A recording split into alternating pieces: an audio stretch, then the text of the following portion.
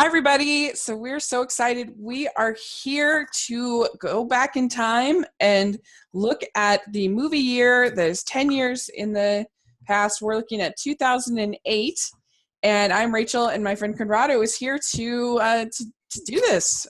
Yes, I am right here. I got the time machine ready in the DeLorean, and we'll go back to 2008. Yes. A magical time.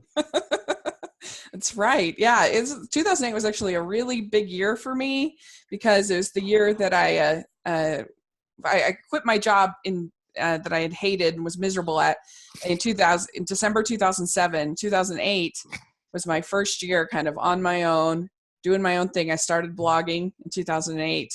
And wow. So it was a very big year for me. Milestone year. Yeah. All right. So this was fun to look back at the movie year of 2008. And I think we have a very eclectic, really fun group of movies we're going to talk about.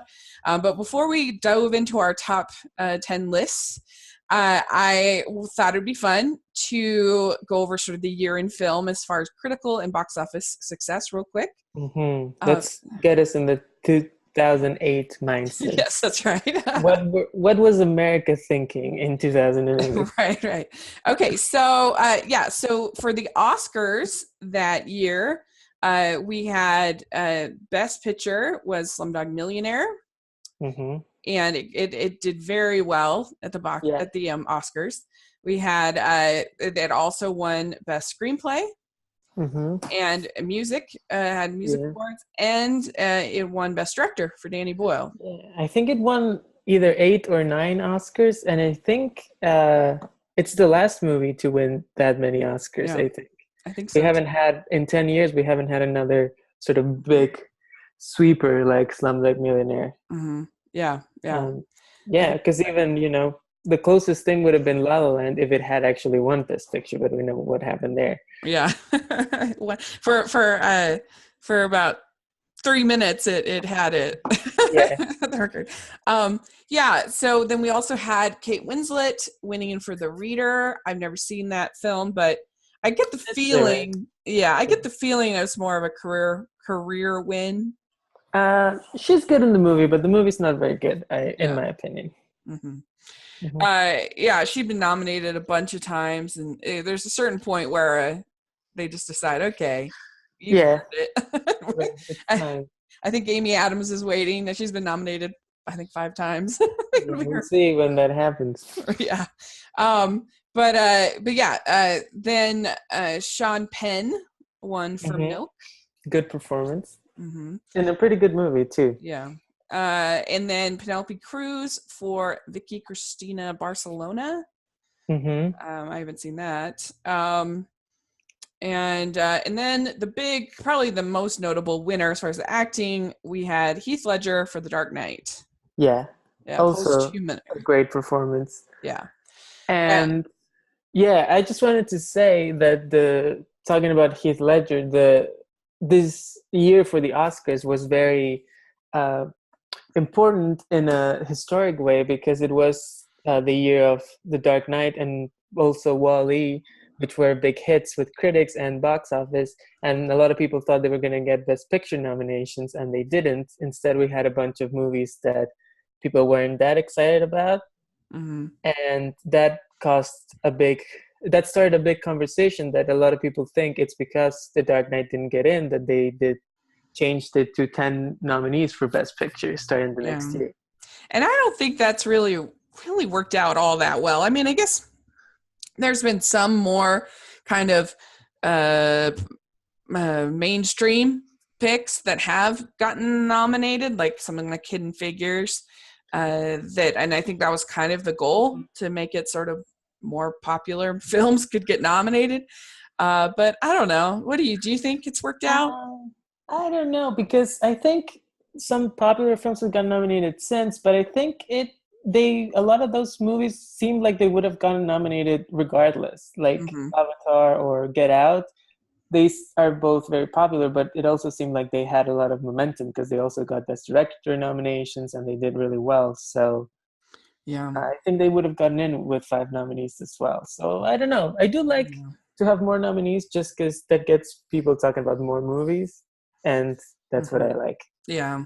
I mean, it's not like something like Logan or something like that is getting nominated. It still has to be a kind of a like something like Hidden Figures, which is kind of still in the Oscar kind of camp. Sure, we haven't had our comic book Best Picture superhero yet, but maybe next year Black Panther, I think, could be. Yeah, I could. But if anyone's gonna make it, could be that. Yeah, I agree. So okay, then we're gonna talk about the turkeys, the bad movies of that year. The Love Guru was the big eyesore that year. This movie literally put Mike Myers into exile. Like, he hasn't made a movie since, except for I guess Shrek. I think Shrek 4. Right. But he was so he took the loss and the criticism very, very personally, which is sad. Like, it's not. I mean, it is. I guess maybe I think he was like a producer or whatever. Like, but it's just a movie. Like, you shouldn't. That makes me sad that he took it so personally. I don't know if you think 10 years is a long time or a short time, but things have changed a lot. Just thinking of The Love Guru, like, I don't think that movie could get made today. Can you imagine how people would react to the idea of Mike Myers or someone like him playing an Indian guru? It would be like impossible. And the only way is if it was like one of these like Adam Sandler made for Netflix movies. I could see it there. Because those movies have no shame. Right. I think even then we have crossed a line. That's the sort of line that we wouldn't cross anymore, I think. Yeah. But yeah, it's just don't take it so personally. Poor guy. But anyway, but yeah, then we also had The Hottie and the Naughty with Paris Hilton. Oh, right. That year. Yeah, so these were the real turkeys because I haven't seen any of them. I actually haven't either. I have seen the next What Happens in Vegas, which was abysmal. I'm a rom-com girl, I like my rom-coms, but the problem that a lot of the bad rom-coms have is they forget that we have to like the character. We have to like the couple. We have to want them to get together. We have to want them to be happy. And people forget that the thing about Pride and Prejudice, because people think, we just got to make them hate each other, but they're like really in love. But the problem with that is they forget that Pride and Prejudice, you see both Lizzie and Darcy as being beloved by their friends and family many times throughout this. They just don't get along personally, but we know they're good people. So we like them and we want them to be happy. And we just know that as soon as they work all this out, then they will be great together, And so people forget that and think, we just got to make them hateful the whole movie. And that does not work. And that is definitely the case with What Happens in Vegas. I only know one thing about What Happens in Vegas, and maybe we'll be talking about it later in the episode, actually. So I'll save it for later. Okay. The other turkey, at least in my opinion, was M. Night Shyamalan's The Happening. Yeah, I did see that one. It's good for a laugh, I think, but it's probably one of the most insane Mark Wahlberg performances in which he plays a science teacher, I think, right? Science teacher. It's quite something. Yeah, it's I mean, they have a whole section of dialogue just about hot dogs. So what are you gonna do? Anyway, so yeah, it was super bad. And I personally, I know you like this movie, but I thought it was probably the most disappointing movie of my whole life was Indiana Jones and the Kingdom of the Crystal Skull. I wouldn't go as far as to say I like that movie, but I think I like some things about it. I was so excited for it, and so there's nothing to sink a movie more than very high expectations, and so that's part of it. I was very excited, and I understand what they were trying to do with like moving it up into a 50s pulp movie as opposed to a 40s pulp movie, but it just didn't work for me. It was just too sloppy, and I don't know. I just didn't like it. I didn't like the nuclear explosion saved by a fridge, and I didn't like the cheesy Russian accents or the terrible CGI monkeys I was just so mad. I was very mad back then, but 10 years later, and after having seen it again not too long ago, I have to say it's not as bad as some of us remembered. Yeah, I haven't. That is fair. I haven't seen it in a long time. It's not as bad, and the whole nuclear fridge thing, the beginning of the movie, is actually, I feel like it's really good. It's like a very good set piece. I think it's a very good beginning to the movie, and then it has some problems after that, but you know. Fair enough. So the box office for 2008, we had we had number 10 was Dr. Seuss Horton Hears a Who. It was a good year at the box office for animation. There were quite a few. Then we had Quantum of Solace, the James Bond movie. Madagascar 2, which is absolutely horrible. I think. I haven't seen, I don't remember anything about it almost. I remember thinking it was better than the first one when I first saw it, but that was, 10 years ago. I didn't like it at all. It's just not my kind of humor. But anyway, and then Twilight. Classic. Yes. Kung Fu Panda. Really good movie. And then WALL-E. Also good movie. Yep. Hancock, which surprised me. I didn't realize that was such a big hit. So never seen it, but this is back when Will Smith was a sure thing at the box office. It's actually not that bad. Like it's kind of messy, but it's sort of a creative, different kind of superhero movie. It's the Deadpool of its time, almost. Right? Yeah, I think that's probably fair. Yeah. And then Indiana Jones and Kingdom of Crystal Skull is number 4. Classic. Or number 3. Iron Man is number 2. And The Dark Knight is number 1. So there you go. We're going to talk about Iron Man later, but let's talk about The Dark Knight. It's number 1 at the box office, and there's the elephant in the room. The Dark Knight didn't make either one of our lists, and that would probably be shocking to many listeners or / viewers. Don't turn off the podcast just yet. Yes. And at least for me, I was not trying to just be like a contrarian or be like a hipster. What about for you? How do you feel about The Dark Knight, and why didn't it make your list? I think The Dark Knight's a good movie. The Dark Knight was actually my favorite movie of 2008 back in 2008. But I was, I think, 16 years old at the time, so that makes a lot of sense. It's the sort of movie that a 16-year-old boy would love. But it's actually a pretty good movie. I just have seen more movies since and like other movies better than I like The Dark Knight. I will say the Heath Ledger performance, I still think it's one of the great performances that I have ever seen.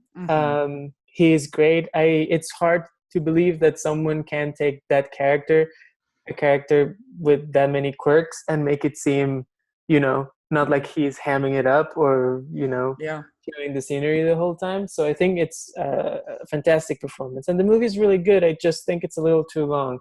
I always check out of it towards the end. By the time we get to the 2 boats, I am over the movie. Yeah.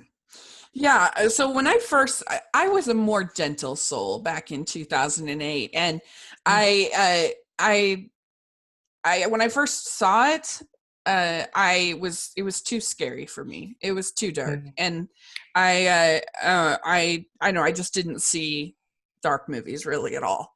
And we'll talk a little more about that too. And so I had kind of a bad feeling. And then when The Dark Knight Rises came out and there was the whole shooting and everything, then I was kind of even more soured about the whole, the whole franchise. And so it wasn't until a couple of, and I didn't even watch The Dark Knight Rises until 2015, because I was just oh, this violent franchise. Again, it was a different me at that point anyway. And I finally watched it kind of again with a more sort of critical analysis to figure out why everybody loved it so much. And I realized oh yeah, this is a really good movie. But I have to say that sometimes the fandom does, maybe I am a slight bit of a contrarian, because I'm just so tired of people, it being it and Empire Strikes Back are the only good movies that anybody ever talks about. You know what I mean?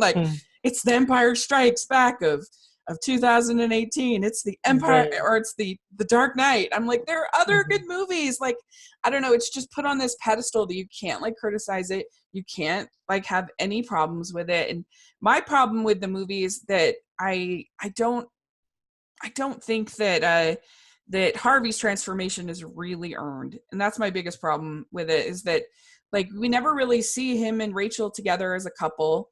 We hardly, except for like at a party, we never see them being like intimate or like kissing. She kisses Bruce. And so like, to me, the idea that he would give up all his morals because of Rachel, I don't know. It doesn't quite work for me. Yeah, I think that's also part of why I kind of check out towards the end. I feel like the Harvey arc goes by really fast in the last part of the movie. We kind of rushed by it. Which is like a really important thing for the movie. And to be honest, like the other thing for me is that I'm just not that big of a Batman fan. I know it's like sacrilege to say, but I just don't quite get the appeal like other people do, because to me, Batman, the villains are always upstage the Batman. As opposed to like, some people can hate the Marvel movies, but they're about the heroes. Like the villains usually are pretty lame, and it's about the heroes. Right. They have the opposite problem. And I'm a hero person. You will never, ever win me over to a movie by having a great villain. That will never happen. That's just not my personality. And so, I don't know. So you heard that, everybody. Please send Rachel recommendations for movies with great villains that will change your mind. Yes, please. I'm always willing to be changed. My favorite Batman movie is Mask of the Phantasm, the animated, and I love the animated series because I feel like that's the only one that actually fleshes out Bruce as like a person with like, I don't know. He's more interesting than the villains. Yeah, in my opinion. Batman Begins does a lot of that as well. Yeah, Batman a lot. That's way too long. More than yes, I agree with you about that. Right. Okay, so there we go. We gotten the Dark Knight out of the way. We don't hate it. I have it at 14 on my list. And do you have any other honorable mentions you wanted to mention real quick? I do actually. I had a hard time picking a 10th movie for my list. Okay. And there was a couple that I was floating around for a long time, and 3 of them specifically that I really said I couldn't put in the list just because it had to be 10. Yeah. So I'll go through them really quick. Please. The first one is Burn After Reading by the Coen brothers, which is a sort of very dark comedy about sort of a bunch of doofuses who tried to blackmail a sort of CIA operative in Washington. And it's sort of this comedy about how the intelligence community is completely crazy and doesn't really work the way it's supposed to. So it's really funny, but about a very dark subject, and a subject that was definitely very timely back in 2008. The other is Wendy and Lucy, which is a movie by Kelly Reichardt, starring Michelle Williams as basically a homeless woman who is trying to make her way to Alaska, where she's going to try to find some work. And she's going along with her dog, Lucy. And at some point, something happens, and Lucy gets lost. And then this woman is trying to find it. And it's a very touching and very honest portrait about what's it like to be homeless. I mean, I don't know personally what it's like to be homeless, but I imagine this movie has a lot of insight and feels very honest about it. It has a lot of heart. Yeah. I've wanted to see that. That's been on my list. It's very good. It looks good. It's really good. And the third one is a classic to end all classics, the classic comedy Stepbrothers, starring Will Ferrell and John C. Reilly. Which I think it's brilliant because it takes this, which I'm going to talk about later, this very popular comedic trope of the last decade, which was the sort of story about the man-child who has to learn to become actual adult. And it almost goes extreme with it and presents 2 people who are not really like immature adults. They're like teenage boys in adult men's bodies, and it's this totally ridiculous, almost absurd comedy in which nothing makes sense. And I think you just have to let go and let the movie take you along. So if you're up for that kind of thing, I think you would enjoy it. If you're not, if you can't take, movies that are 100% silly, then maybe stay away from this one. But I think it's hilarious, and I think it's a borderline masterpiece. Cool. All right. Yeah. A couple honorable mentions for me.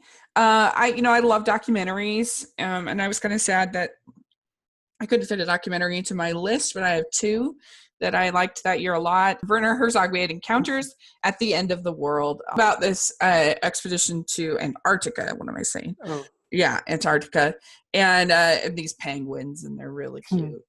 It's just really fun.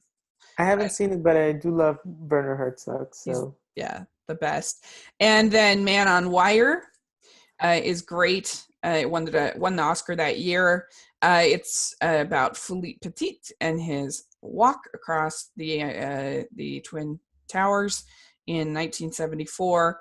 And it's so much better than the Zemeckis movie.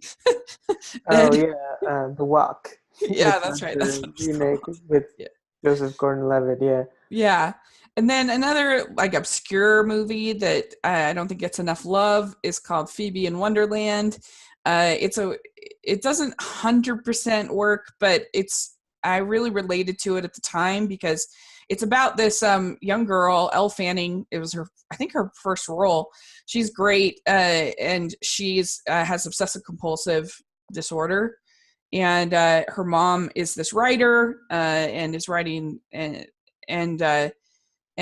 she's in this play of Alice in Wonderland, and so some of her, you see little delusions, I guess, that she has where she's envisioning the characters from Alice in Wonderland, and she doesn't actually go into Wonderland, but it's really, I thought, a very moving depiction of, and a very loving depiction of mental illness. It's not cloying at all, and I really related to it at the time because my sister had horrible OCD in episode, I guess, where she was just washing her hands 1 million times a day, and it was just this really stressful thing for our family, and so it was a very meaningful movie to me at that time. But anyway, so that one's worth, I think, checking out. I also love The Secret Life of Bees. It has pretty much the whole cast is women of color, and I love the book, and I think they did a pretty good job of telling the story. That was directed by Gina Prince Bythewood, who I haven't seen that one, but I've seen what's it called, Love and Basketball, and then she did Beyond the Lights a couple of years ago. Oh yeah. Pretty good movies. Yeah, those are good. I also have a guilty pleasure spot in my heart for Mamma Mia. I know it's not a great movie, but I think it's kind of fun. So Mamma Mia, it's an insane movie. I watched it not too long ago. It's crazy. I think everyone should rewatch Mamma Mia and just consider how much money this movie made and how sort of ridiculous and almost campy, but in a very safe way. It's an interesting movie. Yeah, I mean, I like the musical on Broadway, and I like ABBA, and I don't know. It's just a guilty pleasure for me. It's got tons of vacation porn and ridiculousness, and so anyway, there you go. So that's 2008 for you. So all right, let's get started with our list. So let's go. Yeah. So my number 10 on my list is the movie Ip Man, and this is the plot really doesn't matter, but it's about this. It's supposedly about this guy, of Yip Man. He's the first martial arts master, and he taught of Wing Chun, I guess that's the thing. And this is between 1930 and 1940s ish, and he was a real guy, right? Yeah, real guy. And this movie, I was blown away by the fight choreography. It is so exciting. It is so fast. It is so quick. It's directed by Wei Sim Yip, and and it stars Donnie Yen. And watching this movie, I was like, I'm even more mad at Rogue One for way underutilizing Donnie Yen, because he is so amazing. And I don't know, it was one of the most incredible martial arts movies I think I've ever seen. I was just blown away by, there's one scene in particular where he takes down like 30 guys, and it feels totally legit and totally it was amazing. Anyway, what do you think of Ip Man? Yeah, I had never seen this movie. I saw it for the first time to prepare for this podcast because it was on your list, and I'm glad you put it on it because Ip Man rules. Yeah. Ip Man, the movie is good, and Ip Man, the character, he rules. He's like one of the most badass characters I've ever seen. He's like the great kung fu master who's like totally serene, but he can like take down 10 people in a row, like you just said. And I'm glad you mentioned that scene, which I think he's fighting a group of Japanese sort of karate guys, right? And I think this movie is really what's so special about that scene in particular, about the movie in general and its relationship to martial arts, I think, is that it really takes into account how hard and how violent it has to be. You have to be in order to take down a person, to knock someone out, you know, because a lot of movies we see people just like grab something and hit a person in the head and then they pass out. But this movie really considers how much force you have to put into actually knocking a person out. And I think that's what makes that scene so good and so visceral. Yeah. It is. It's intense. It's not for the. It wouldn't have been okay for the 2008 Rachel, but for 2018, because you hear and feel bones being broken, and I mean it's intense, but it's, I don't know. As 2018 Rachel, I really enjoyed it. Yeah, I mean it is intense, but at the same time, it's not like some sort of crazy gore fest or anything. No, so you don't. Never. People who like action movies for the most part, you know, they'll be into it. You maybe see a little blood, but it's not like it's not a blood fest, but not much. Yeah, I think if you like martial arts films, you've got to see it. It's really exciting and really well choreographed and filmed. And yeah, I'm glad to hear you liked it, because I remember your review of Logan, you talking about action movies and how you didn't like most action scenes in movies. And so this is, I think, I can't imagine it being sort of more visceral and more exciting and more than this. You know, this is great. Well, yeah, just to touch on the action movie thing, I think it's what you have to keep in mind about that is that this Ip Man movie comes from a different country. And I think the problem with action movies for me is with the current sort of blockbuster American movies, in which I think a lot of the action is not really fully taken into account as an artistic part of the movie. I know a lot of the big movies just, you know, get previous artists to think about what the action sequences are going to be way before they start and way before the director comes on board. So everything is thought in advance, and it's not really an integral part of the movie, which I think it's kind of crazy, because action movies are about the action. But right. Yeah. Interesting. All right. What do you have as number? Oh, and this had 84% on Rotten Tomatoes. There's only one of our movies out of the 20 that wasn't fresh.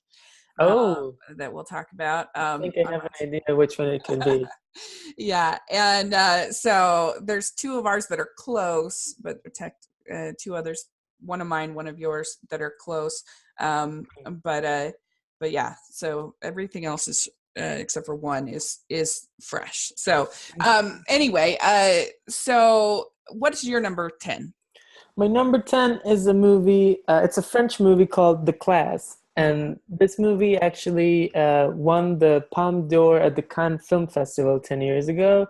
And it was nominated for foreign language film. It is a movie, basically it follows a year in a high school class in France. Sort of an inner city high school, I think. And the story of the movie is basically, it is based on a book by a guy with the name Francois Bigelow. I think it's how you pronounce it. I'm sorry if you're French and you're listening. But this guy was an actual teacher, and he wrote this nonfiction book about his experience being a teacher in France. Later, director Laurent Cantet decided that he wanted to make a movie about this book, and so he got Francois Bigelow not only to write the screenplay with him, but to actually star in the movie as the teacher. And they got a real group of teenagers, a class, and they spent the whole year with them, sort of shooting the movie, getting to know them, doing a lot of improvisation, and I think the kids sort of created their own characters, sort of versions of themselves that they portrayed in the movie. And I think that's I think it's a strategy that paid off, because the movie seems very realistic to me about the high school experience, and it's a very democratic movie in that it's not your typical sort of inspirational teacher movie in which the teacher comes and he gives a speech and he makes all of these troubled kids into better people and shows them that learning is fun or whatever, but it's a much more honest and perhaps darker and complicated portrayal of sort of the problems and how the education system has these problems, that it's not completely broken, but there's enough things that are off that should be working much better.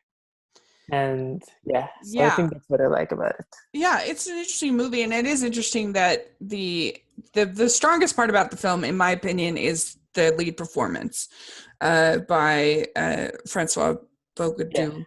He was very good, and I agree with you. I like that it felt sort of grounded and didn't really have any sort of inspirational moments. Like it kind of reminded me a little bit of some of the scenes in Boyhood with like the scene in the photography room where the teacher's trying to get through to Mason, or like even his boss at the salad bar, trying to kind of get through to him.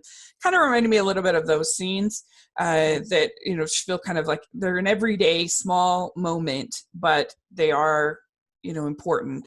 And so I really enjoyed that. I think that I just wish that we'd gotten to maybe know, I wish kind of they'd focus maybe on like two students and we'd really gotten to know, as opposed to just kind of I guess it's the class, that's what it's called. But I didn't feel like I really got to know the students as well as I would have, as I would have liked. I think it is a very, I see your point. I think the movie takes a very clinical point of view to most of it. I think we do spend a little more time with the teacher than with the students, but I think it's almost like a documentary approach in which you kind of see all of these students, you get a little bit of time with them. And I think that's why the whole thing of spending a whole year with them paid off, because you get a lot, I feel like I get a lot out of them in very little time. And I think it maybe wouldn't have been possible if you just got an actor and then in 2 months. But I think, I think that's kind of what I like about it, that you kind of get all of these perspectives, and it's basically a critique of the system. And you can see that it's not really the teacher's fault. It's not really the student's fault 100%. It's kind of like everything is just a little off. And I don't know, I feel very passionate about the subject of education. It's I think it's a hugely important subject and thing for everyone, every country, the whole world, every person. And I think we don't spend enough time really thinking about how it should run. I actually agree with you. I'm sure that we have very different solutions given our different philosophies, but I actually am the same way. It's a very important subject to me. I'm a non-traditionalist. I believe in school choice and homeschooling and options. I believe in options for families. But so I actually like that as well. I'm thinking maybe I gave it 3.5 stars. Maybe I gave it 2 low stars, because I really like that too about critiquing, because we need to be open at least to hearing people's ideas and to trying to make the system better, because it's not working the way that we're doing it right now. In general, we need to make it better. Not to get too much into the education part of it, but I think one of the things you see in the movie is really that the way the system is set up, it's really not catering to the specific students, right? Because Yeah. you can see how each student has a different problem, and you can't really deal with all of these students and all of the personal problems that they have and the way things are set up right now. Agreed. Yep. So it's really interesting. And then this has 95% on Rotten Tomatoes. And so I definitely recommend people check it out for sure. I'm glad that I did. So, okay. So my number 9, this is the only movie that we both have on our list, is Ponyo is my number 9 from Hayao Miyazaki. Where is it on your list? We'll talk about it later. Okay. I don't have much to say about right now about Ponyo, except to say that it's a delightful movie, and then we'll be talking about it later. Okay. All right. So we'll just hold off. And so let's hear about your number 9. Oh, so you don't want to talk about it at all? We'll just talk about it later? Yeah, we'll just talk about it later. Oh, okay, great. Yeah. But number 9 is, so I have to do a little bit of a disclaimer for my number 9, which is, what is a 2008 movie, right? Is there the movies that played in the US in 2008 can get complicated because the release schedule, some movies don't really ever get released in the US. So I decided to go with the year in which they first premiered, basically anywhere. And so this is a movie that played at the Toronto Film Festival in 2008, was released in the US in 2009, and it won the Oscar for Best Picture in 2010. And that is, of course, Kathryn Bigelow's The Hurt Locker, which is, right. So a lot of people will think of it as a 2009 movie, but for my criteria, it counts as 2008. And so I put it on the list because I think it's a great movie. It's basically sort of a character study about a group of soldiers, a bomb diffusing squad in Iraq. And I think it follows them also for about a year or so. Jeremy Renner, in sort of the performance that made him a movie star, really. They got him an Oscar nomination as well. Plays this guy who is the main, he's a sergeant, I think, and he's in charge of the bomb diffusing squad, and he's the guy who goes in it and actually diffuses the bomb. And then the second in command is Anthony Mackie, who's also great in the movie. So 2 Avengers in one movie. Way before they were superheroes, they were doing work in Iraq. And I think it's just a very intense, very good movie, both as a sort of action movie, but more of a suspense, right? Because it's all about diffusing bombs. So the tension in the movie is huge. And then you have this very, I think, very effective portrayal of the experience of putting you in the position of people with an enormous amount of stress in this position of being a soldier in this foreign mission and trying to defuse bombs and not knowing what's going on, and how difficult that job is, and how it can take a toll on any person who takes it on. And each of the characters in the movie has the experience has a different effect on them. Jeremy Renner sort of gets almost addicted to the adrenaline of doing his work, and then Anthony Mackie realizes at a point that he just can't go on. This is just too much stress, and I think it's a very good movie. I don't know if you've seen it. I have seen it. Yeah, I agree. I think it's a really good movie. I think it shows more than any other movie I can think of, shows this like weird combination of monotony and like extreme adrenaline risk taking that you have when as a soldier. There's so much time when they're just like sitting and waiting, and then like boom, they have to make these really crazy, really risky decisions. And I think it shows the dynamic really well, the dynamic between the soldiers really well. And it's not a nationalistic movie. It's not like rah rah rah, America's so great. It's just about these guys and what they do, and kind of their life. So I agree. I like it very much. Yeah, I think I think that's a good point. And I think it was seen as sort of a little bit of an apolitical movie when it came out, that it wasn't totally pro-war and totally anti-war. I'm not totally sure about that. I think there's some hints of what the politics of the movie might be, but I think definitely the focus is on the human part of it. And I think a lot of the time especially for myself, when I think of all these conflicts and the role of the military and whatever, I can overlook sort of the human aspect of actually being a soldier. It's something that I have a hard time, you know, putting myself in that position, because it's something that I would never do. Just personally, I don't think I have what it takes to be a soldier, so I don't even think about it. So I think this movie does a lot for me to really, make me think of what that situation would be like. Yeah, it does, definitely. So that has a 97% on Rotten Tomatoes. Oh, all right. So speaking of Avengers, my number 8 is Iron Man, and this is one of my favorite.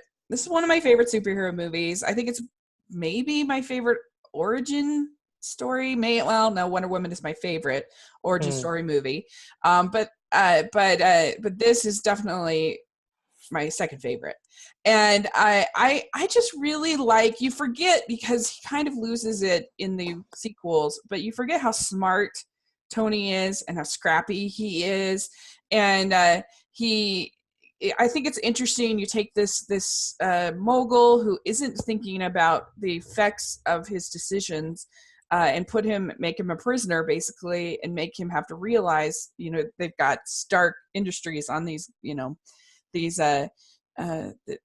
bombs and stuff, and that the terrorists have, and he has to kind of realize that he not only has to stop doing what he's doing, selling these weapons, but he needs to actively do something to stop evil and stop bad things from happening. And so it's I think it's an interesting movie. It's a super fun movie, in my opinion. They had Terrence Howard as Rhodey at this time, which he was fine. Jeff Bridges is a Marvel villain in a suit, but he was fine, in my opinion. And I don't know, I just think it's like what I like as far as superhero movies. And there you go. Yeah, watching this movie again, it's kind of crazy to think where the Marvel universe has gone. Like, this feels so, small. It feels so much like a movie in It's weird. Like, I feel like the Marvel movies now almost don't feel like movies anymore to me. Like, I just saw Infinity War, and it was almost like, I don't know if I can even think of this as a movie. It's just something else. It's like an episode in a TV show, kind of. It's not even that. It almost feels like something new. I have to think about that more, like what it actually feels like. But it feels like something different. Yeah. Something that is not what I grew up with watching, which was movies. And Iron Man, because it was the first and was so long ago, and they didn't know that they were going to go in this huge direction just yet, does feel like a movie. And it's kind of weird to see it now and think of where everything has gone. Yeah. It's also weird to think of a time where Robert Downey Jr. wasn't a huge movie star, and he was kind of like, down in on his luck, and this is basically the performance that reignited his career in a whole different way, and he's great in it. And Marvel has pretty much across the board nailed casting. They have not, I can't really think of like a Jesse Eisenberg disaster. Maybe the Mandarin was not very well liked, but I don't know.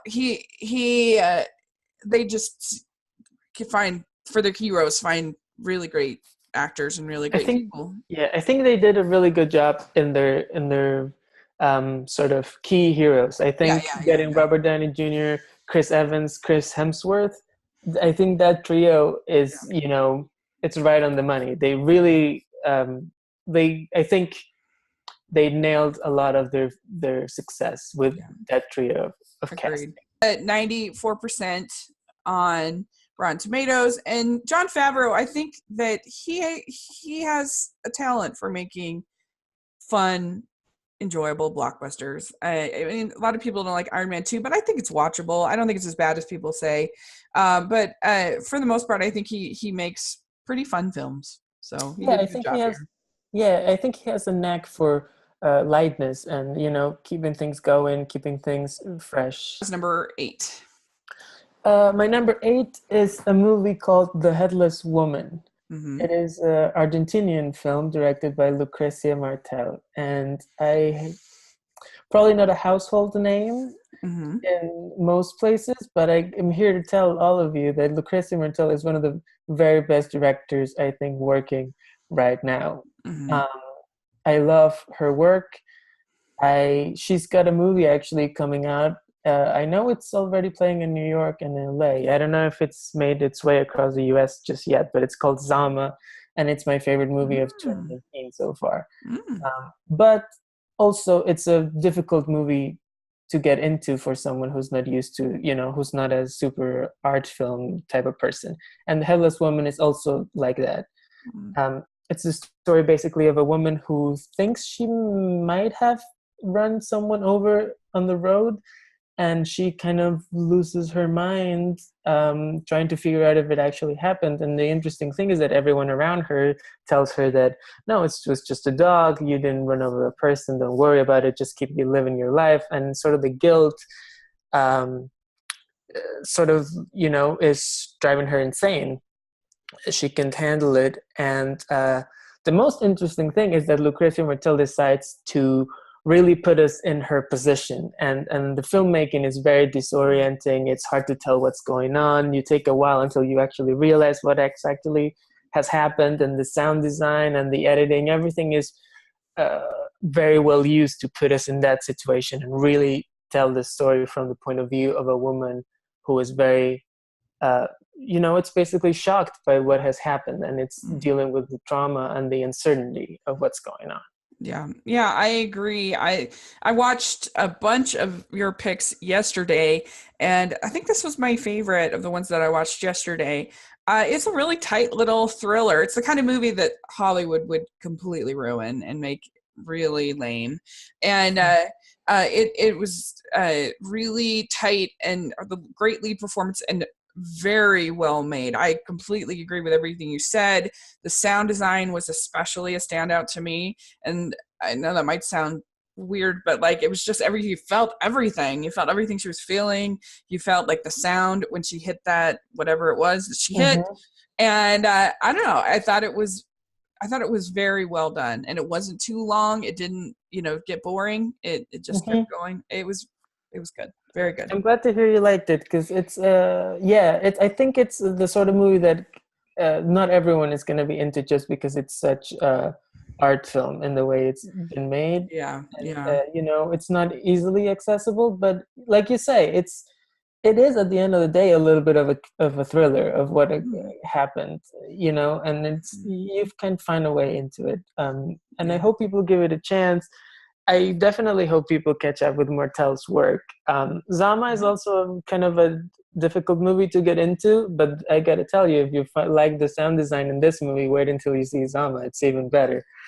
And was that released? Did you see that at a festival, or was that released? Yeah, I saw it last year at the New York Film Festival, and I think it just got released sometime in April in New York, so it might be making its way across the US now. Cool. I definitely have to check that out. The Headless Woman had a 74% on Rotten Tomatoes. But yeah, I really did enjoy it. It's a nice little thriller, and it was just different, something new, and I enjoyed it.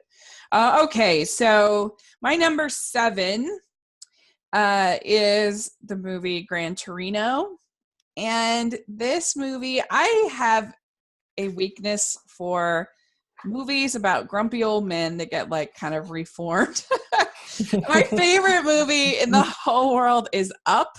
And I don't know, I think this was a really nice way to kind of for Clint Eastwood to say goodbye to his Dirty Harry character.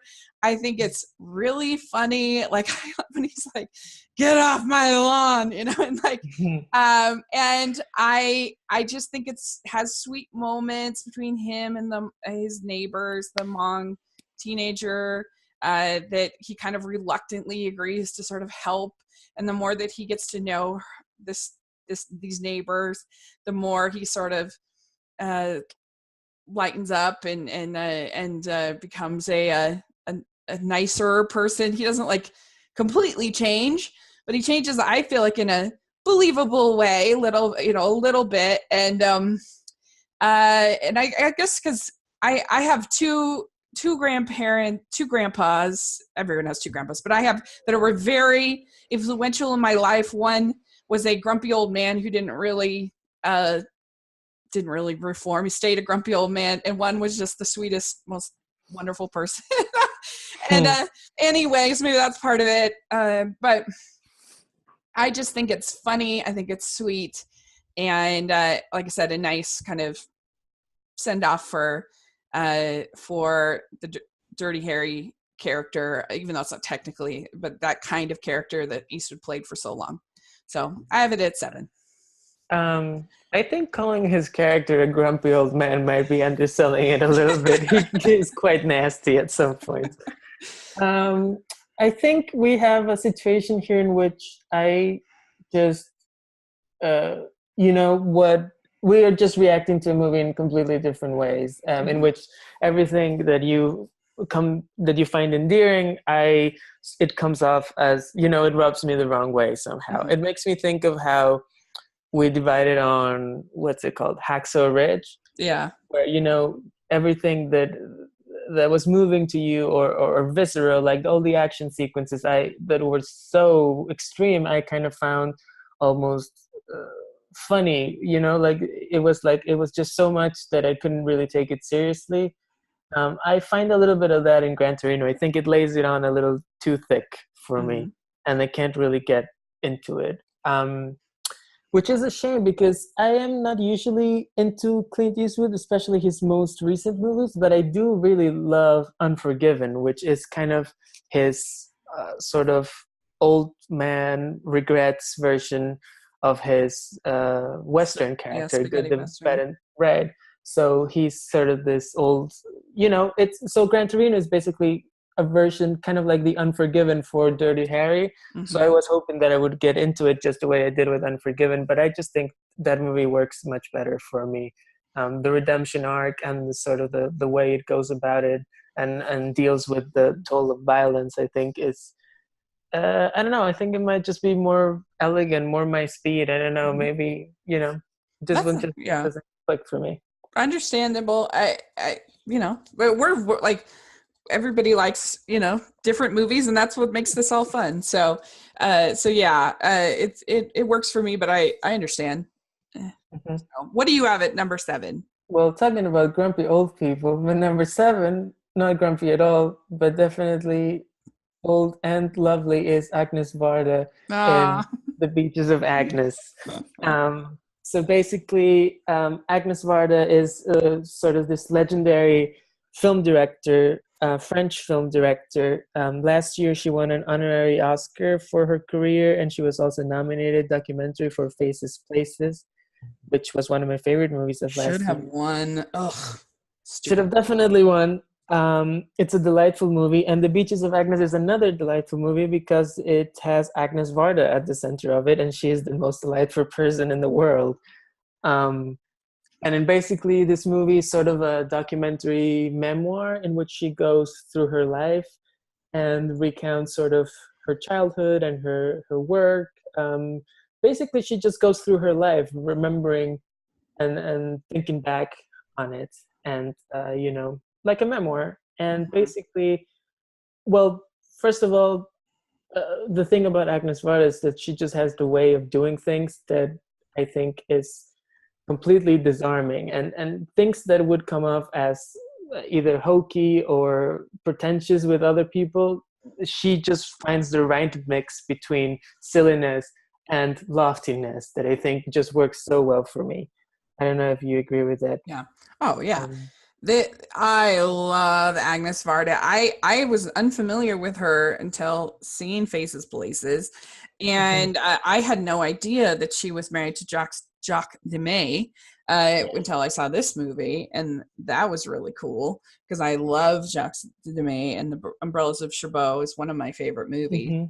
And I just thought I just think she's the best. She's the coolest person. Like somebody asked me who from a movie would I want to have a conversation with, and I should have picked her because she would be. I picked Julia Child, which was a good one. Not a bad choice, though. Yeah, but I think that and Yoda. Those are my two picks. But I think Agnes Varda would be a great pick. Also, she just seems like the nicest, coolest, loveliest person. I mean, the only reason I would give Phases, Places an edge over this movie is that I think the art I personally liked the art better in Phases, Places. But both are great, and this is great. Yeah. I think one of the interesting things about this movie in particular is that she makes all these pieces of art that are meant to recreate her moments in her life. And I think it's kind of part of the story that she doesn't really ever get fully satisfied with the art that she creates because she can't really recapture the memory. And I think that's one of the things that she's, exploring, this idea of trying to relive the past and how you relate to the past.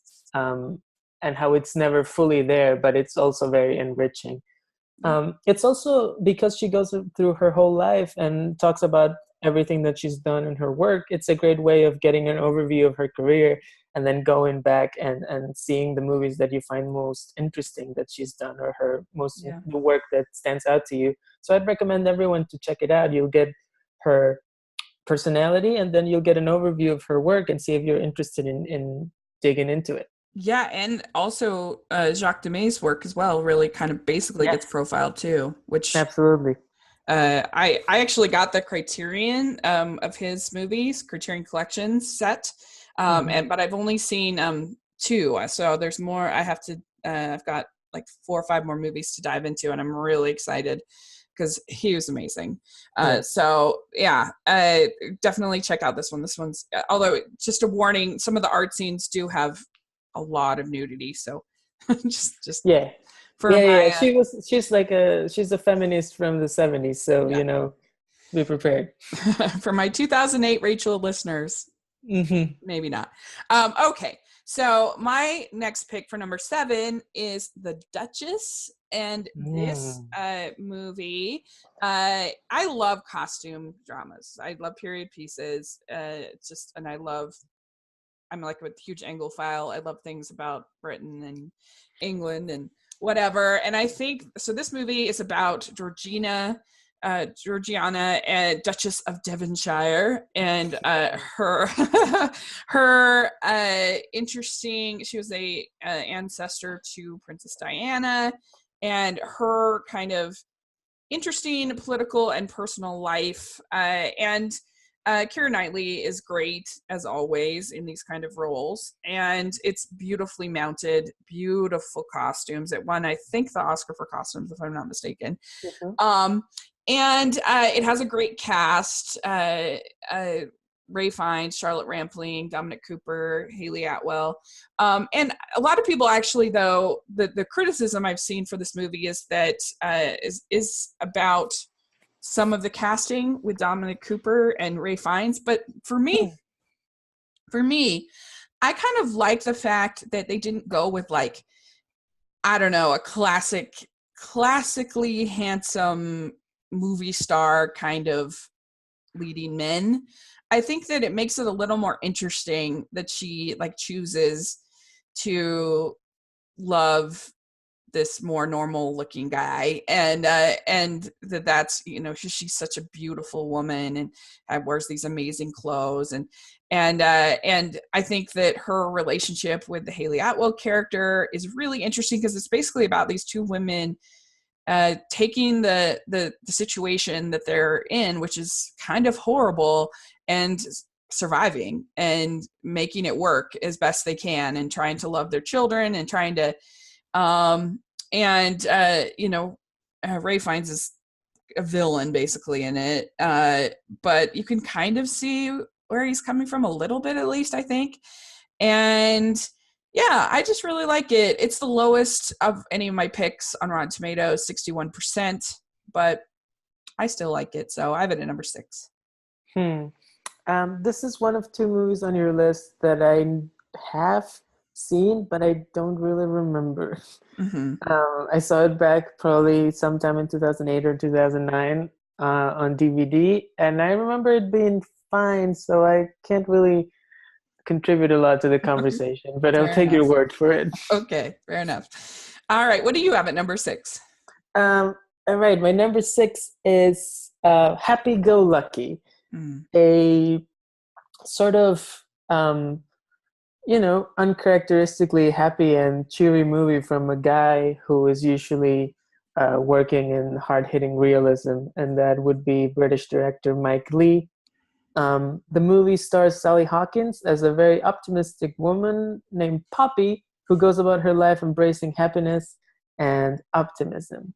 And I think the most brilliant thing about the movie is that at the beginning, Poppy comes off as kind of annoying and irritating, very pushy. And then as it goes on, you kind of realize that this is not some sort of, aloof, dim-witted woman, but rather a real person with real thoughts and feelings who has chosen to be optimistic. She's not oblivious to what's going on, but rather she has made a choice, and that choice takes a toll on her, but it's not going to bring her down. She has decided that she's going to face the world with optimism. And I find that it's a very funny movie. It's very delightful. And at the end, when all of that becomes clear, it becomes quite touching to me. I think it was unexpectedly emotional for me towards the end.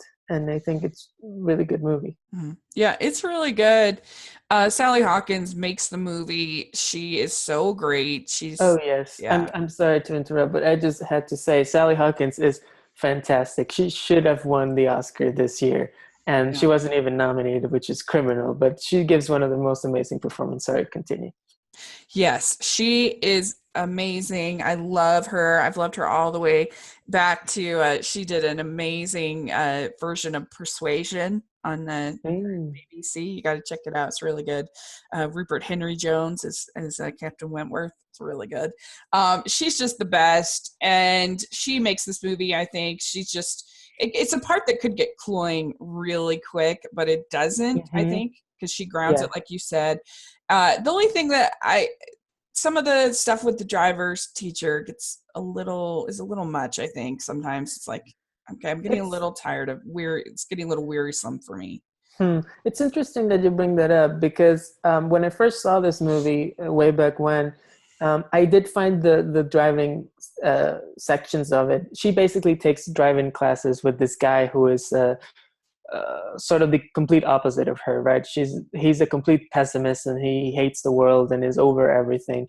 And these are very extreme comedic scenes. I thought they were too much, like you were saying back when I first saw them.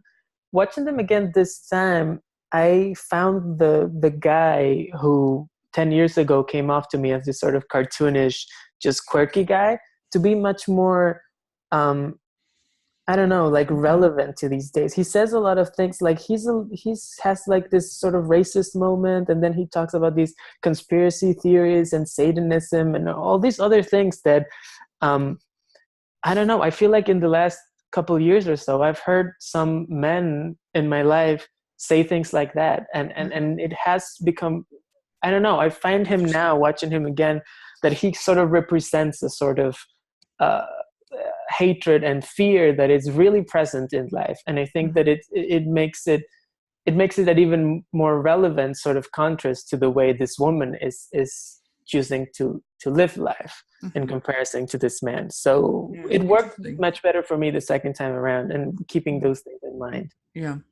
Interesting. Yeah, it worked. It was just a little, I could use a little less of him, but I see what you're saying. That's interesting. Yeah, it's a good movie. I definitely recommend. Yeah, very good pick. Okay, so for my number 5 pick, I have a little romance called Last Chance Harvey, and this I think is such a sweet movie, starring Dustin Hoffman and Emma Thompson. And they have a meet cute at an airport. He's going to London for the wedding of his daughter, and he's basically been kind of replaced by his ex-wife's husband in his daughter's eyes. He's kind of just being invited as a formality, And so there's a lot of, and he's just basically kind of lost his job. And so there's a lot of like wounded feeling between the Dustin Hoffman character, I think, and the Emma Thompson character. She's working at the airport, not in like a great meaningful job.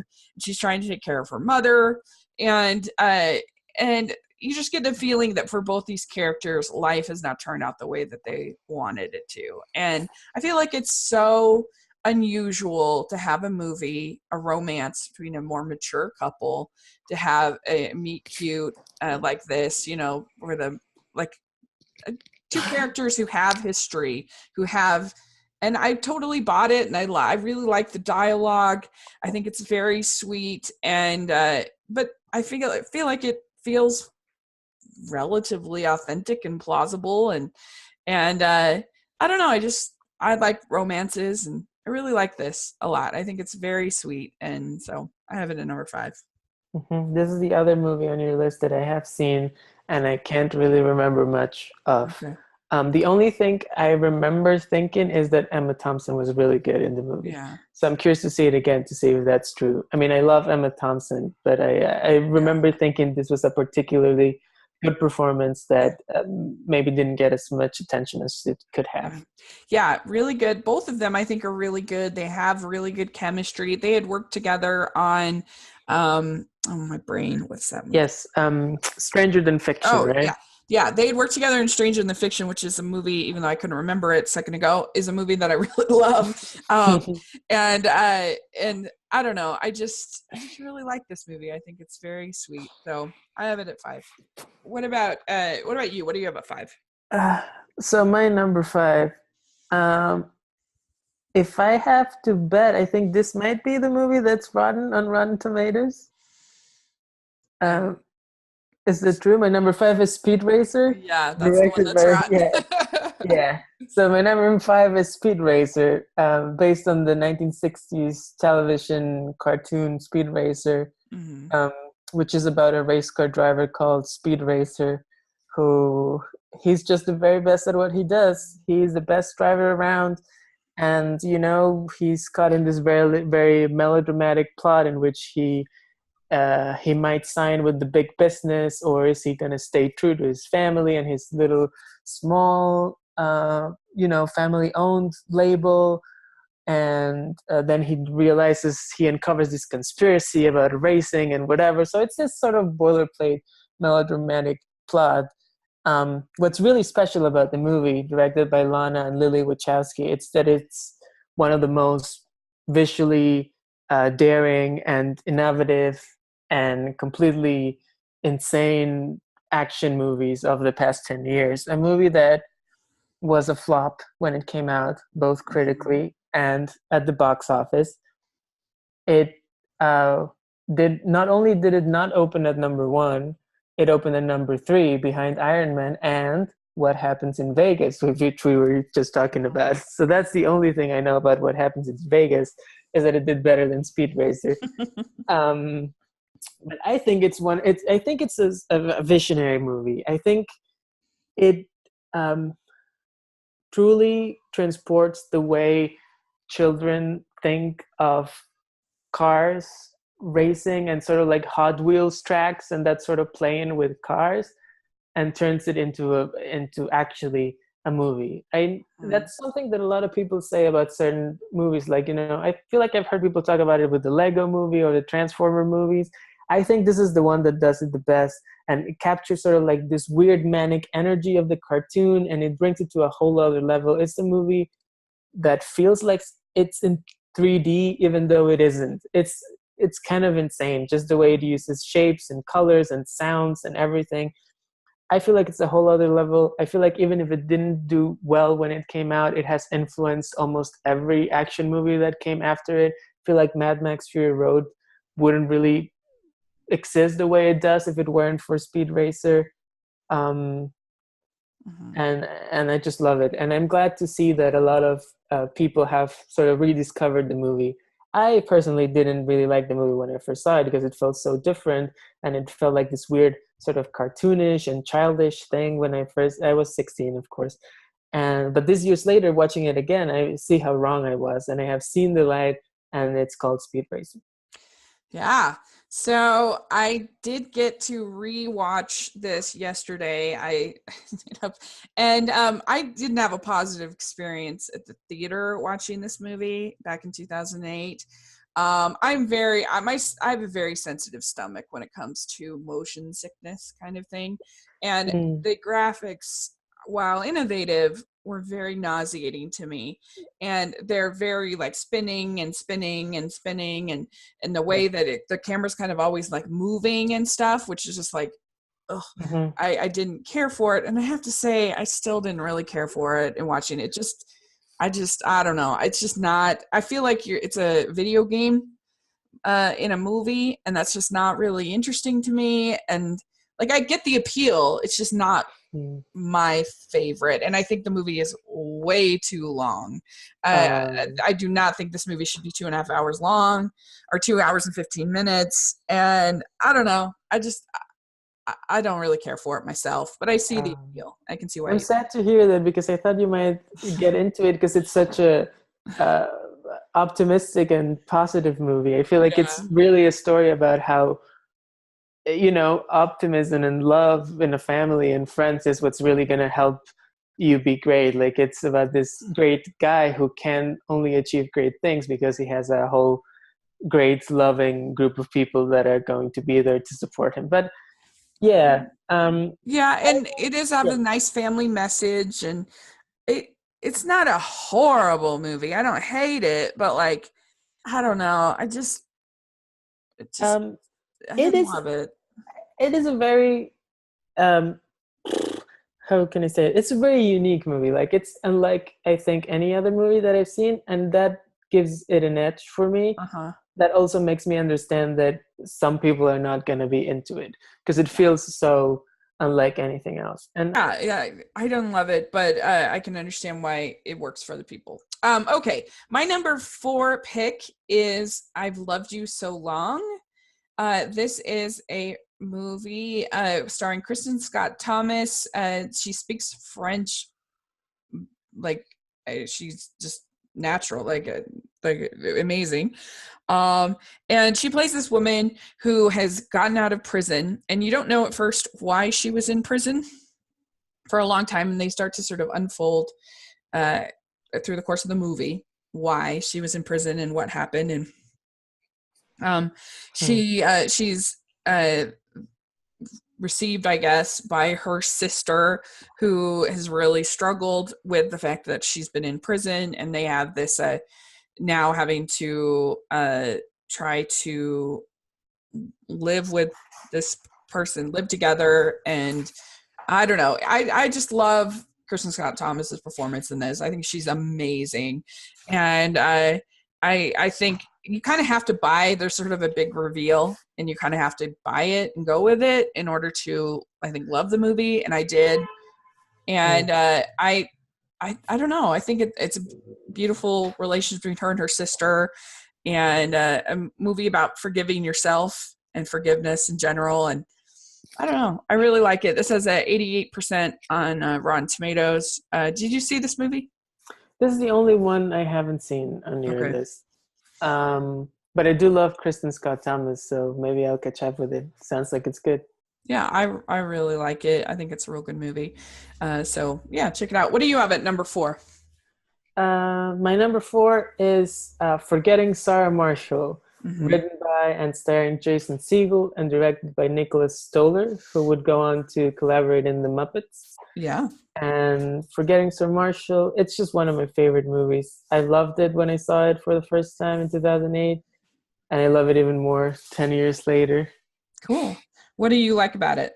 I think it stands out as one of the best comedies of the last decade or so, because, going back to the trope that I was talking about before of the man-child protagonist who has to learn to grow up and whatever, I think this really sort of subverts that by making the lead guy a very sensitive and very vulnerable person. And so what he has to learn is not really so much to grow up. I don't know. I think it's really a movie about finding the strength in vulnerability, and realizing that, you know, being open and being vulnerable is what makes this guy valuable as a person and worthy. So he basically Jason Segel plays this guy is a composer, and he works for a TV show, which is kind of like a CBS procedural, and it stars an actress named Sarah Marshall, who's played by Kristen Bell, and she's Peter's girlfriend. And then in the very first scene, or one of the first scenes in the movie, she breaks up with him. And then he goes into this funk, and in order to get out of it, he decides to take a vacation in Hawaii. And then it turns out that Sarah Marshall and her new boyfriend, who is this rock star played by Russell Brand, are also in Hawaii at the same time. So he kind of goes into a bit of a crisis. But I think it's sort of the setup that makes me think of movies like, you know, Eat, Pray, Love, or How Stella Got Her Groove Back, which usually have female protagonists, but you have a male protagonist at the center. And I think that shifts things, and it makes it, you know, I think it balances the whole raunchy sort of gross out comedy bits of it, and makes it really work as much as a crass comedy as it works as a romantic comedy for me. Cool. And it's hilarious. I mean, let's cut to the chase. The real reason why I like the movie is because it makes me laugh so much. Yeah. I haven't seen this one, but I do love Jason Segel. I was huge until I was a huge How I Met Your Mother fan. I hated the finale, but I loved his character on that show, and it sounds like they may have tapped into maybe that a little bit of a Marshall. Definitely. Sweet. Marshall was such a sweet and superstitious and fun guy, and so that I can see. And Nicholas Stoller, he's really sort of become. It's funny because this movie, the reason why I haven't seen it is because of the nudity, but he's now become kind of Mr. Animation, oh really? Yeah, doing Storks, and he's writing directing I think he's directing or writing the upcoming Smallfoot movie. Yeah. So anyway, he's done a number of animated films. So and I've enjoyed them. So yeah, it's interesting. So that's cool that you have comedy as your number 4. I'm just checking out his IMDb. He also wrote Captain Underpants, which you like to meet, and he's gonna write the Dora the Explorer movie. So there you go. Yeah. I really did like Captain Underpants. It was very funny. So the next one on my list is definitely an obscure one. It's called Still Walking, and this there's director Hirokazu Korida, who I think deserves more. I mean, his films always have, this actually is 100% on Rotten Tomatoes.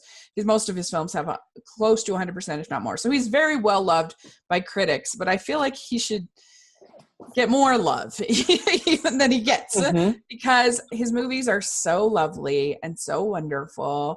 And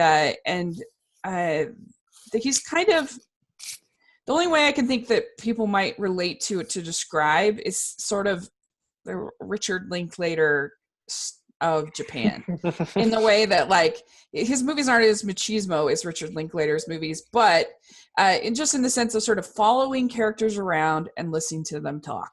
And this is not going to be for everybody. Some people are going to think this is very boring, but in this movie, you have this family who their son died in trying to save the life of another boy, and they just left this wound in the family that they've really never recovered from, and they're all getting together and sort of to a memorial of this son, and it's really just them kind of being together.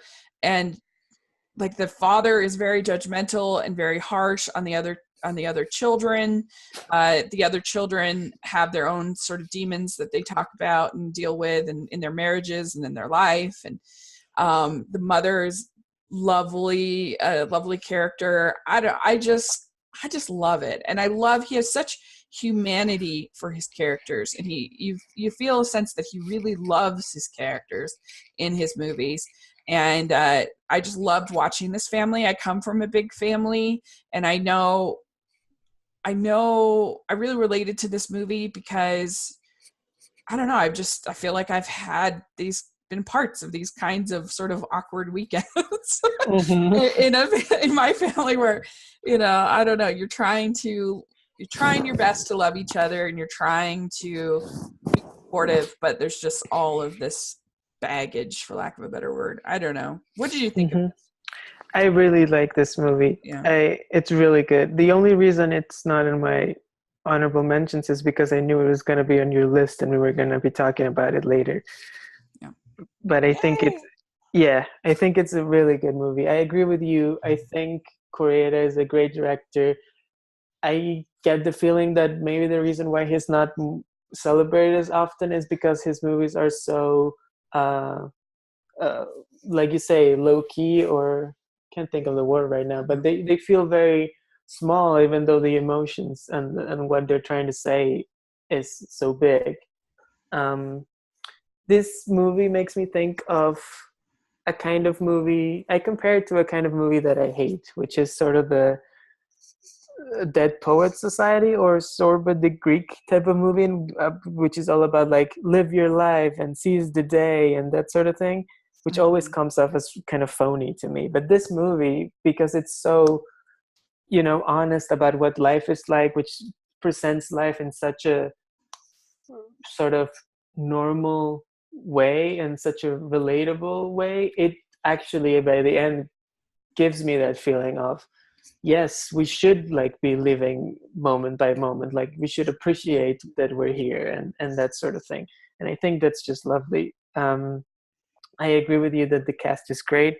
I agree with you that the mother character is great. I think the actress name is Kirin Kiki, and I think she gives an incredible performance as this sort of mom who, like moms do, she can kind of get away with saying a lot of things that other people wouldn't get away with, and she kind of, is very loving, but also uses that sort of power to make certain things known and to get away with certain things that other people couldn't.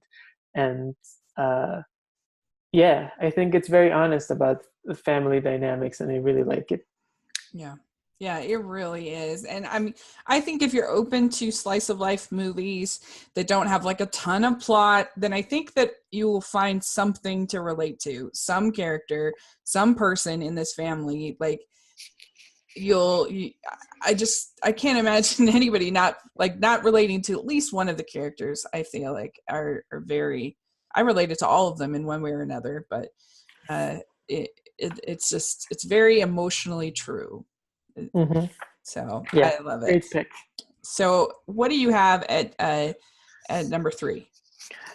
So my next movie is a number 3, not just because it's my third favorite movie of 2008, and not just because it's great, but also because I think I feel like it makes a very nice pairing with Forgetting Sarah Marshall.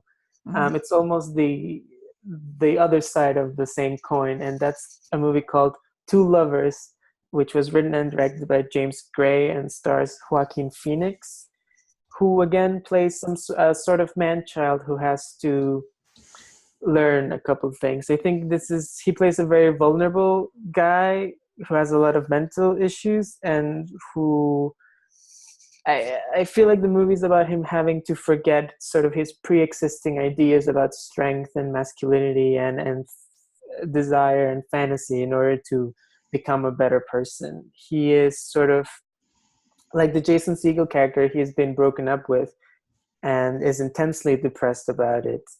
Actually, the movie opens with a suicide attempt on his part, and then so he's a truly depressed man, and he tries to get out of his depression and is presented with the possibility of 2 relationships with 2 different women. One is this sort of nice Jewish girl who's introduced to him by his parents, played by Vanessa Shaw, who's great in the movie. And then he has this neighbor who is not Jewish and is played by Gwyneth Paltrow. And she also has a lot of personal problems of her own. She's in a relationship with a married man.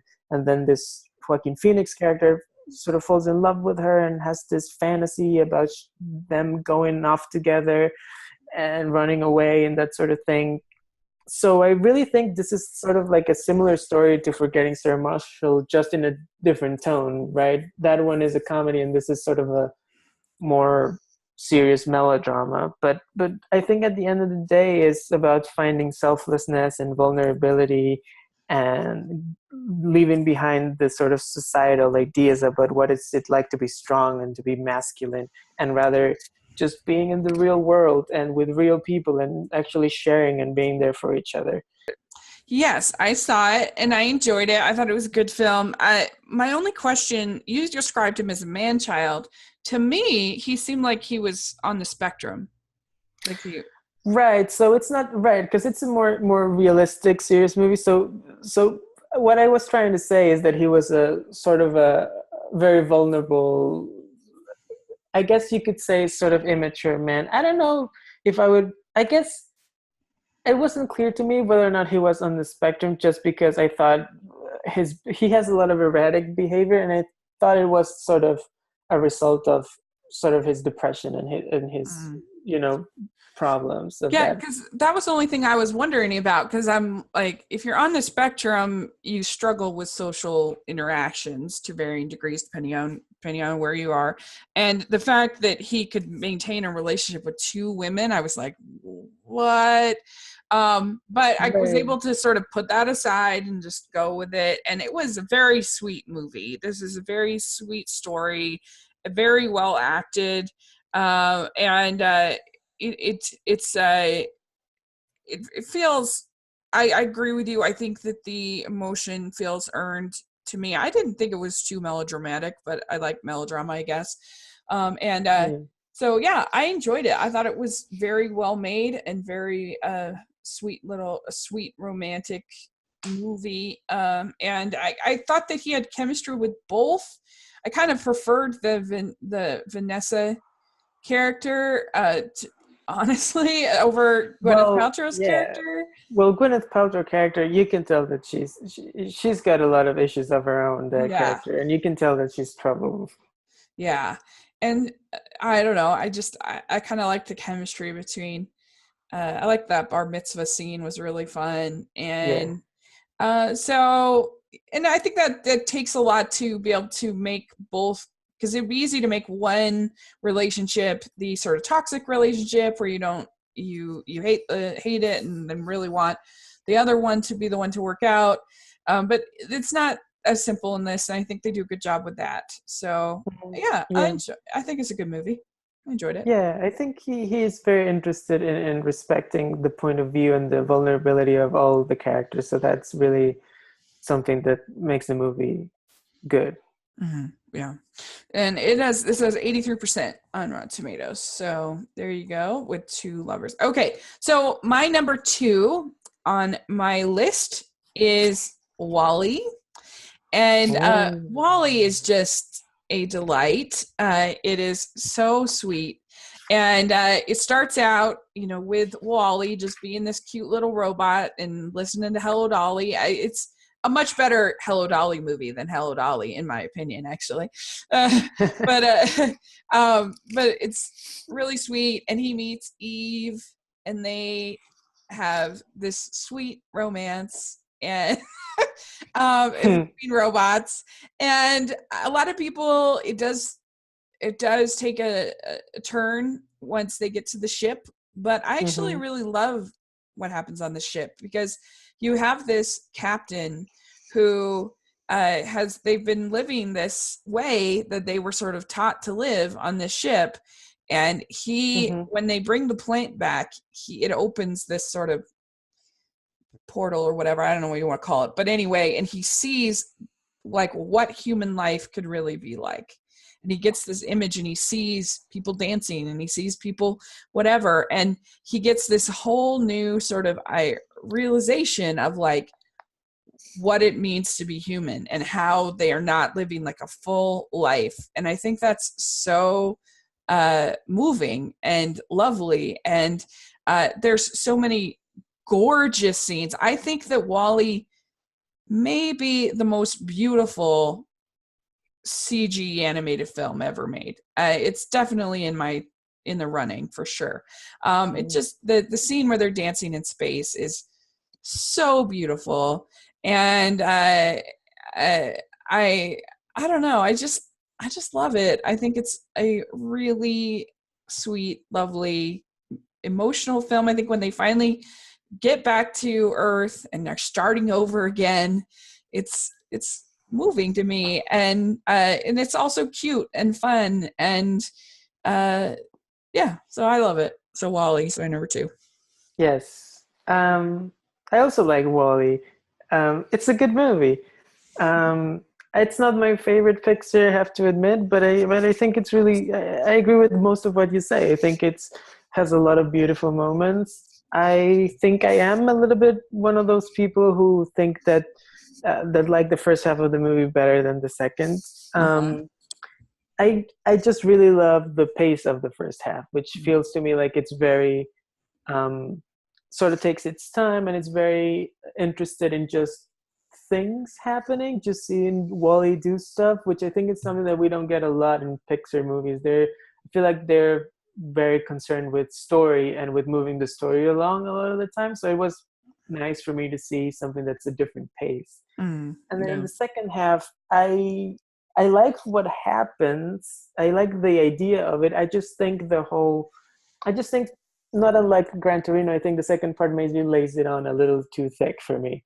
Yeah, so WALL-E, it had a where is it? Sorry, 96% on Rotten Tomatoes. So Andrew Stanton, I think, did a pretty darn good job there with WALL-E.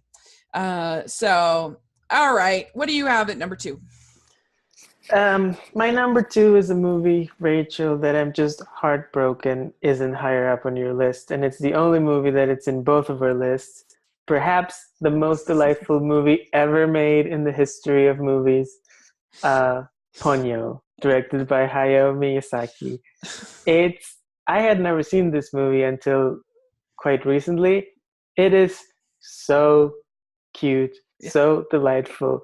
It's like I can't imagine putting this movie and being in a bad mood afterwards. Like I feel like whenever I'm gonna have a really terrible day, I'm just gonna put on Ponyo and I'm gonna get in a better mood, because it's, how could you not? It's so delightful. I don't even have so much to say about it, because it just strikes me as in that way in which it makes me smile, and I think it's so lovely. What do you have to say about it? So I actually defend yourself for putting it at number 9. See, that's the funny thing, is I feel like I'm always defending myself for liking this movie at all. So that's the funny thing about this. So I did my top 50 animated movies of all time, and I put Ponyo on that list, and I got so much pushback from that. People were like, oh, it's just so like trite, and so like that the story doesn't make sense, it doesn't work, it's too childish. I'm reading from actual comments I got from people saying, where are these people? Where are their hearts? Another person, I don't like Ponyo either. Some nice animation, but the story ... And I was like, what? So I feel like I'm constantly having to defend the fact that I like this movie. So it's funny that you phrased it that way. This movie is so sweet. It's so adorable. It's so cute.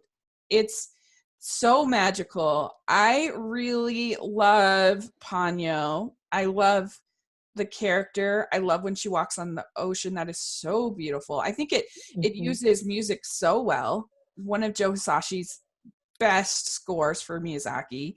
I think it's an absolute travesty that he has never been nominated for anything, because he's an amazing composer. And I don't know. I don't think the story's that bad. Like it's fine. Like I feel like it's serviceable at least.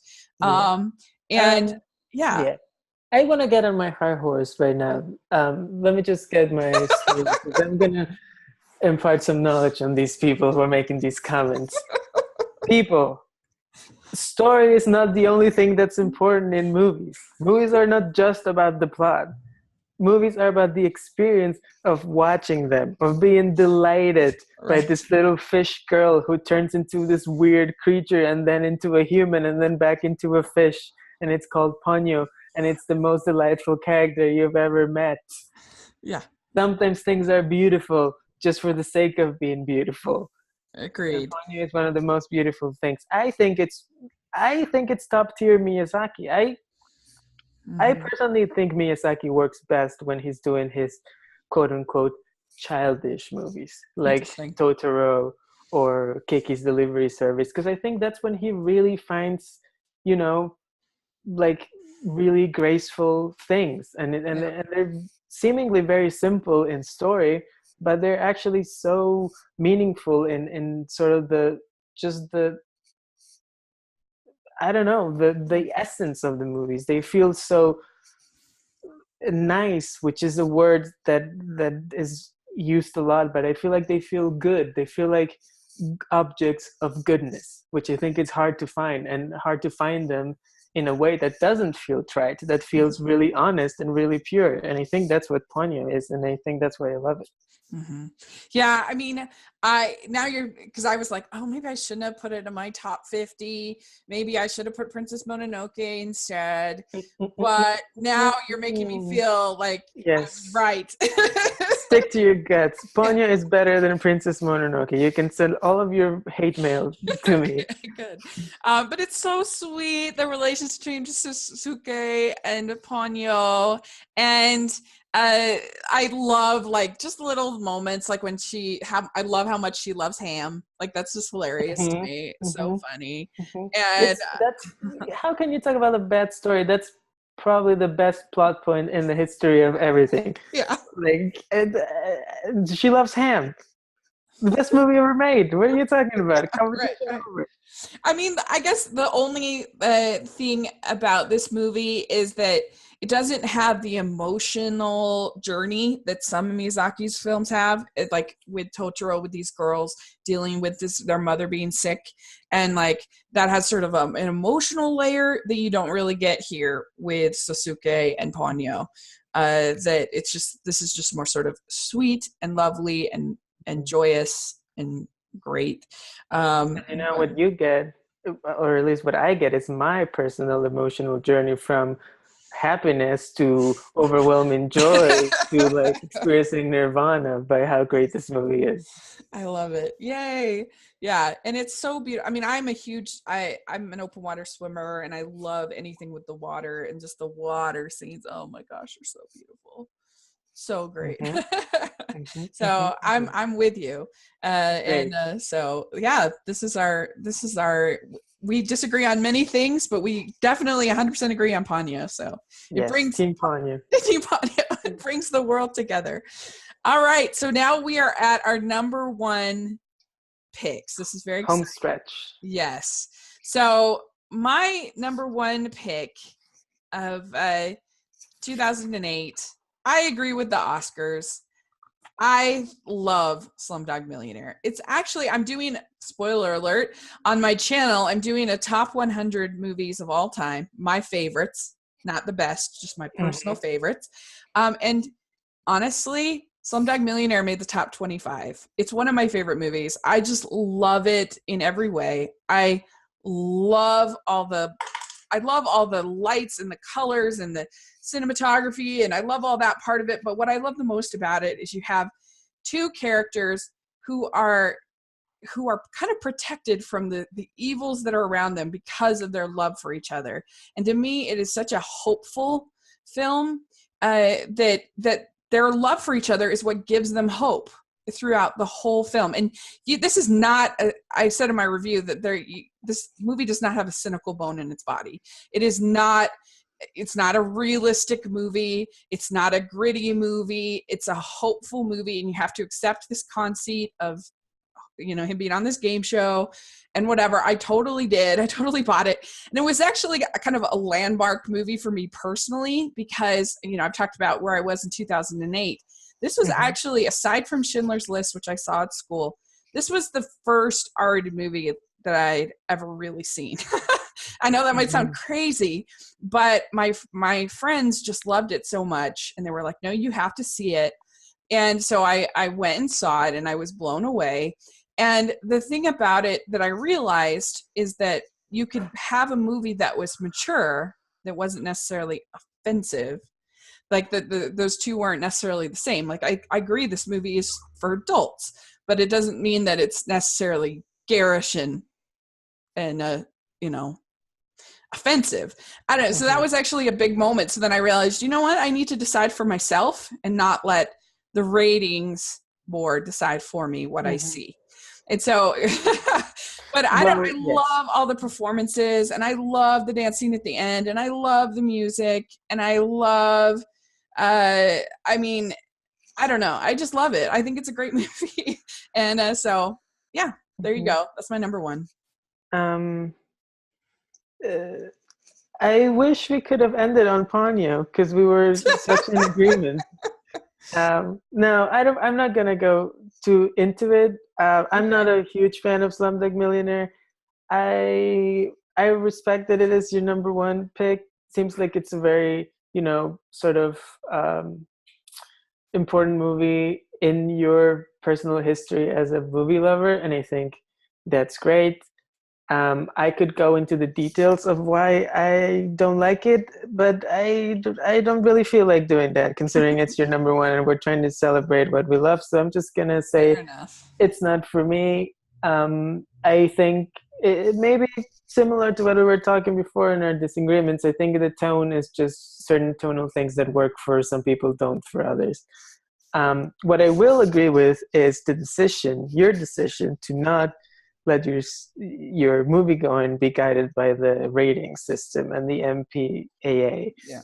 And I think anyone, because that organization is a little whack, and I think anyone who is interested in movies and in watching good movies should really not be guided by the rating system's sort of arbitrary rules, really, about what is and isn't appropriate, and rather listen to people who they trust, who see movies, like maybe listen to you or to other critics or overall movie people, maybe a relative that they know that loves to go to the movies can tell them what the content is, because it goes both ways. There's a lot of things that are rated R that are more appropriate or that are not morally reprehensible or anything like that. And there are other things that are rated PG or PG-13 that I sometimes feel a little, I have questions about. So I think it's something that rather like the education system, it's something that needs reform. So maybe when I fix education, I will move on to rating system.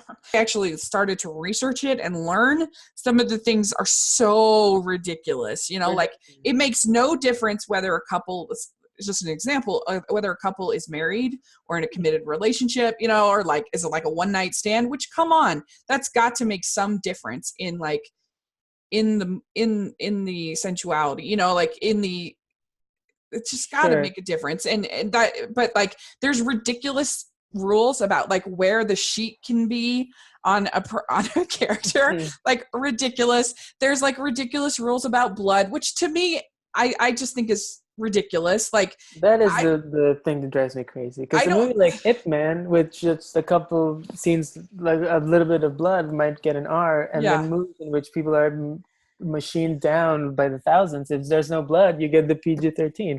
So it's ridiculous. You can have a movie, they do it so movies like The Hunger Games or whatever can even though you have children killing other children, it can get PG-13 because of this skillful way of they not showing the blood and stuff. And to me, like, I think that's actually in a way sort of more violent to have no blood because it's sort of dehumanizing the situation, which is in a way I kind of more offensive. I totally agree with you, and it's changing, the human relationship to violence, really, because blood makes us react in a specific way for a reason. Like it's violence. is violent. It's has, you know, when it doesn't feel as such, it's, you can get into certain problems, I think. Yeah.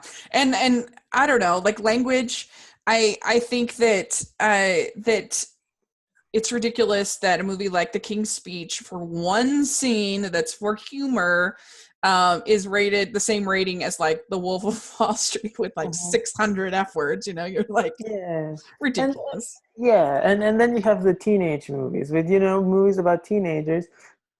I feel like most teenagers in America use foul language, and then they Yeah. can't really see these movies that are like, you know, that speak to their lives, to their, you know, what they're feeling at the moment. Yeah. It's kind of ridiculous. I just think that you should be empowered. There's so many great resources out there. There's Screen It. There's the parental guidance reviews in IMDb. There's so many great resources that you can be your own MPA. You can decide for yourself what bothers you, because there are some people that really are bothered by language, and that's totally, I respect that, no problem. Then just do your own research and make your own choices. I do that. I didn't see Deadpool. I didn't see Logan. You know, like I make my own choices and I stand by them, and that's fine. And so, I don't, like, it's my choice. I'm not just relying on some nameless board to make my choices. So there you go. That's our little spiel about that. Slumdog Millionaire, everybody. And and you should all see Slumdog. At least give it a shot and see what you think, because it's just a movie that I love. So, and it has 91% on Rotten Tomatoes. So, what is your number one? My number one is a movie called Synecdoche, New York, and that is the first sort of directorial debut of Charlie Kaufman, who was a very well-known screenwriter before this. He wrote Being John Malkovich adaptation, and he won the Oscar for Eternal Sunshine of the Spotless Mind. And then he pivoted into directing, not just writing. And I think Synecdoche, New York, it's a pretty divisive movie, but I think in the years since 2008, it has become a little bit of conventional wisdom, at least with a certain group of cinephiles, I guess, to call it a masterpiece of the best movie of 2008. I like to be a contrarian, but in this case, I have to agree with them.